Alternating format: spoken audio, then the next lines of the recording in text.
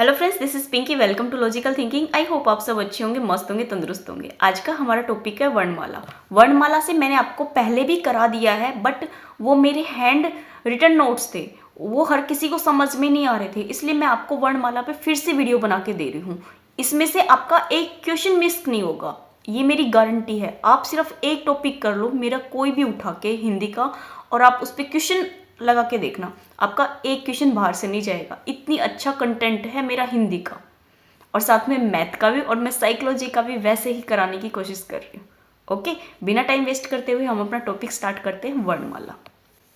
वर्णमाला वर्णों के व्यवस्थित या क्रमबद्ध समूह को वर्णमाला कहते हैं। जो हमारा समूह है व्यवस्थित है और क्रमबद्ध है, इसका मतलब वो सीरीज में है।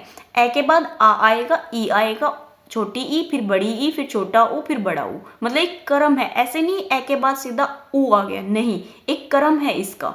हिंदी वर्णमाला में 52 वर्णों का प्रयोग किया जाता है। जो हमारी हिंदी की जो वर्णमाला है उसमें जो वर्ण है वो कितने हैं? 52। जबकि संस्कृत वर्णमाला में हमारे 64 वर्णों का प्रयोग किया जाता है। आपके 4 ऑप्शन दे देगा कि कितने वर्ण आते हैं हमारे हिंदी में। 54 दे देगा, 55 दे देगा, 52 दे देगा, और एक जगह आपको 64 दे देगा। तो कितने वर्ण है हमारे हिंदी में? 52 है, और संस्कृत में हमारे 64 है। नेक्स्ट देखो, वर्ण, ध्वनि और अक्षर। आप इन तीनों में से किसी भी तरीके से बोल सकते हो।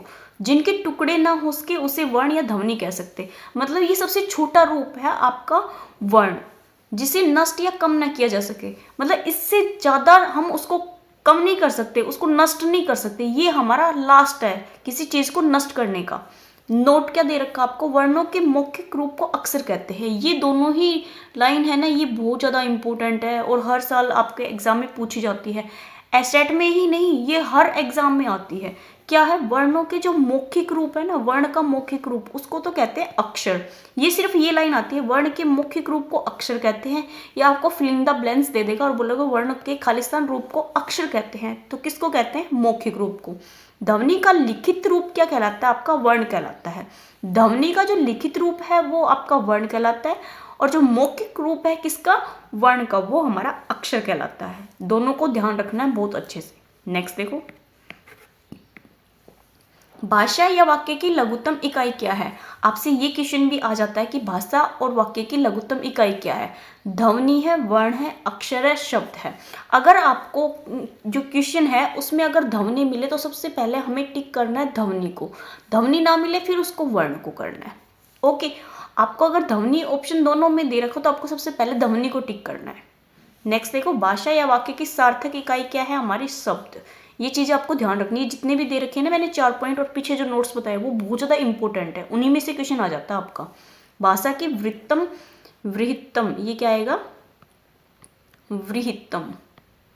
विशाल, सबसे बड़ी इकाई क्या है? वृत्तम। या सबसे बड़ी इकाई क्या है आपकी भाषा की? वो क्या है? वाक्य। भाषा की इकाई का आरोही या अवरोही क्रम, ये भी आपसे पूछ लिया जाता है। आरोही क्रम में लिखो या फिर अवरोही क्रम में लिखो। ये आपका मैंने अवरोही क्रम में लिखा हुआ है, सॉरी आरोही क्रम में, छोटे से बड़ा लिख रखा है ना। ध्वनि छोटी है, फिर उसके बाद सबसे बड़ा क्या है? काव्य है, पुस्तक कह सकते हो, ग्रंथ वगैरह।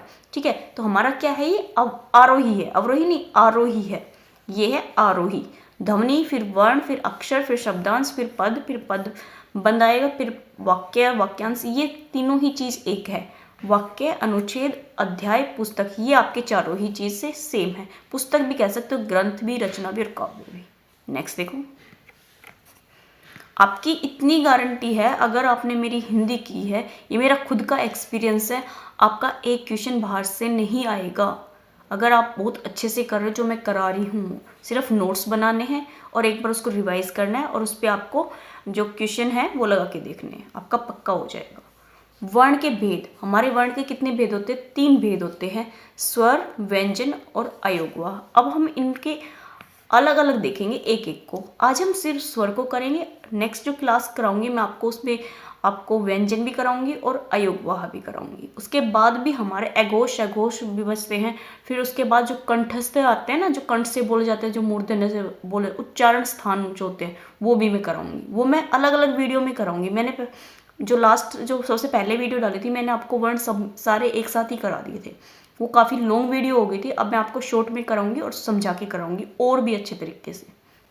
स्वर वर्ण, जिन वर्णों का उच्चारण स्वतंत्रता पूर्वक किया जाता हो, मतलब जिनको बोलने में हमें बिल्कुल ही स्वतंत्रता हो, फ्रीडम हो, जिन वर्णों के उच्चारण में दूसरे वर्णों की सहायता न ली जाए। अगर आपके स्वर हैं तो उनको तो किसी की सहायता की जरूरत ही नहीं है, वो क्या है, स्वतंत्र है। वर्णों, स्वर वर्ण के भेद, अगर स्वर वर्ण के भेद पूछे तो हमारे 4 हैं। स्वर वर्ण की संख्या कितनी है हमारी, 11। देखो मेरी श की प्रोनाउंसिएशन में थोड़ी प्रॉब्लम है, मुझे स्टार्टिंग से ही है, मेरी टीचर को भी पता था मुझे श बोलने में प्रॉब्लम है, बट मेरी मैम ने ठीक नहीं कराया। अब मेरी टंग को ऐसी आदत हो चुकी है कि मैं श को सही नहीं बोल पाती हूँ, या मुझे कोई ऐसा टीचर भी नहीं मिल रहा है जो मेरी जो श की प्रोनाउंसिएशन है वो ठीक हो जाए। आई थिंक ये होगी भी नहीं। अगर आपको भी प्रॉब्लम है और आपके पास कोई आसपास कोई ऐसा टीचर है जो आपकी ठीक करा सकता है तो उसको अभी ठीक करा लो, फिर आपकी जो टंग है उसको हैबिट हो जाएगी श को बोलने की। हमारे 3 तरह के श है, इन सभी को श को हम ये वाला श बोलने लग जाते हैं, क्योंकि जो हमारे हरियाणा है ना उसमें तो लगभग ये वाला ही श बोलते हैं हम सारे ही को, लेकिन तीनों ही श की जो प्रोनाउंसिएशन है वो अलग अलग है। आपकी जब मैं उच्चारण स्थान कराऊंगी ना वहां देखना आपके तीनों ही अलग है। अब देखो स्वर्ण वर्ण की संख्या कितनी है हमारी, 11, और स्वर्ण वर्ण के भेद कितने, 4। अब देखो जो स्वर है वो कितने हैं, 11। 11 में ए, आ, ई, उ, ए, आई, ओ, औ और री। जो 9 किस में है, महेश्वरी स्वर के अनुसार हमारे जो स्वर हैं वो कितने हैं, 9। और पाली के अनुसार, भाषा है ना जो पाली, उसके अनुसार हमारे 10 है। और हिंदी में हमारे स्वर कितने, 11। और संस्कृत में हमारे स्वर कितने हैं, 13। नेक्स्ट देखो स्वर के भेद। स्वर के भेद हमारे 4 हैं। मात्रा व उच्चारण के आधार पर स्वर के 3 भेद हैं। किसके आधार पर, मात्रा और उच्चारण के आधार पे। ह्रस्व, दीर्घ और पलोट। ह्रस्व स्वर, ह्रस्व स्वर कौन से हैं, एक मात्रिक भी कह सकते हो आप, लघु स्वर भी कह सकते हो आप, इनको मूल स्वर भी कह सकते हो। सबसे ज्यादा आपका आता है मूल स्वर कौन सा है, तो मूल स्वर कौन से हैं, ए, ई, उ और री। ये आपके 4 हैं, चारों के चारों बहुत ज्यादा इंपॉर्टेंट है। कौन से हैं, ए, ई, उ और री, आपके कौन से, ये ह्रस्व स्वर।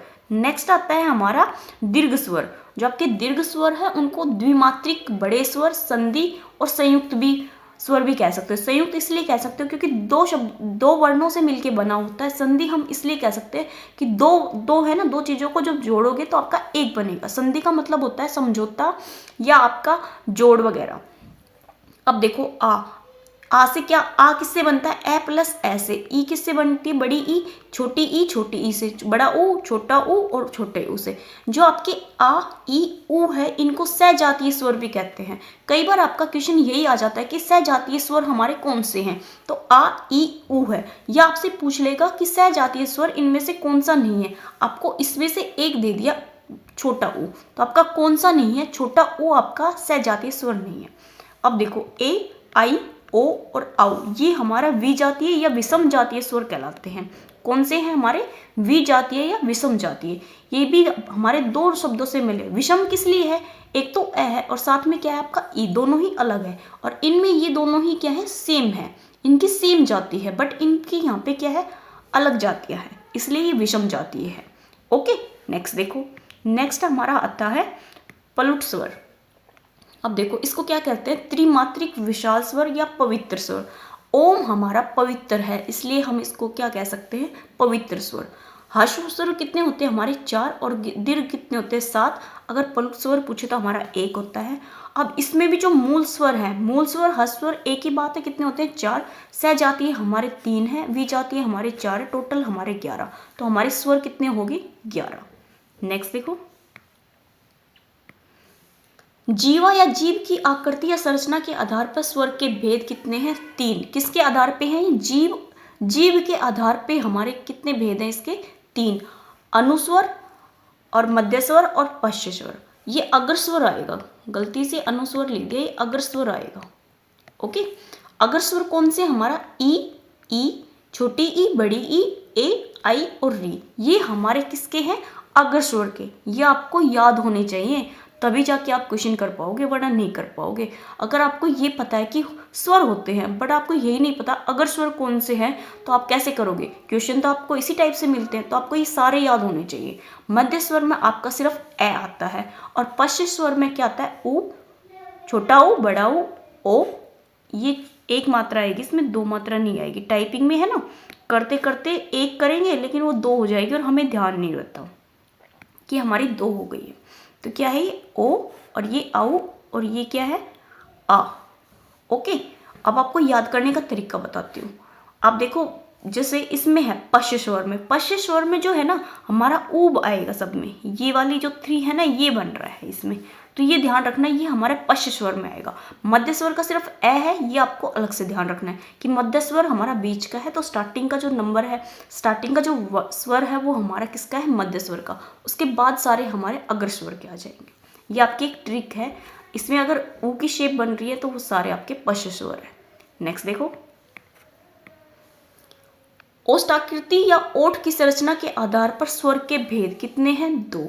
वृत्ताकार स्वर और अवृत्ताकार। वृत्ताकार का मतलब है सर्कल बन रहा है, अवृत्ताकार का मतलब है आपका सर्कल नहीं बन रहा, जो ओठ है ना उसका सर्कल। जैसे ऊ जो हम बोलते हैं ना, ऊ औ ओ, ये जो है शेप बन रही है हमारी, ये क्या है वृत्ताकार। और जो ए में हमारी शेप नहीं बन रही ना ओ आकार की, ये वाली शेप नहीं बन रही, तो ए में कैसे बन रही है, ऐसे बनती है। ओके, तो हमारी कौन से है वृत्ताकार, ऊ, छोटा ऊ, बड़ा ऊ, आऊ, ये एक ही मात्रा आएगी, इस पे भी क्या बनेगा हमारा आई, और दूसरा क्या बनेगा औ। ओके, ये हमारी एक मात्रा है, ये औ की। ए आ ई ये एक ही मात्रा आएगी। देखो मिस्टेक कितनी हो रही है, बहुत अच्छे से ध्यान से किया था फिर भी हो जाती है मिस्टेक जी, कितना ही अच्छा कर लो आप। ओके, यहाँ पे छोटी ई, बड़ी ई, ए और आई और री आपके क्या है, ये अवृत्ताकार स्वर है। वृत्ताकार पूछे तो ओ की आकृति, आप प्रोनाउंसिएशन करके भी देखोगे ना तो भी आप इजीली निकाल लोगे। नेक्स्ट देखो, मुखाकृति के आधार पर स्वर के भेद। मुखाकृति के आधार पर हमारे स्वर के 4 भेद हैं, संवृत्त, विवृत्त, अर्धवृत्त और अर्धविवृत्त। अर्ध संवृत्त है ये और ये अर्धविवृत्त है। इसी के आगे अर्ध लगा दिया संवृत्त के आगे, ये हमारे किसके हो गए, लास्ट के हो गए। अब देखो संवृत्त को याद करो, बड़ी ई, छोटी ई, री और ऊ और औ। विवृत्त का ध्यान रखो आ है, और अर्धवृत्त का ए और ओ है, और अर्धवृत्त का क्या है, अर्ध संवृत्त का क्या है ए ओ, और अर्धविवृत्त का क्या है आई और ओ।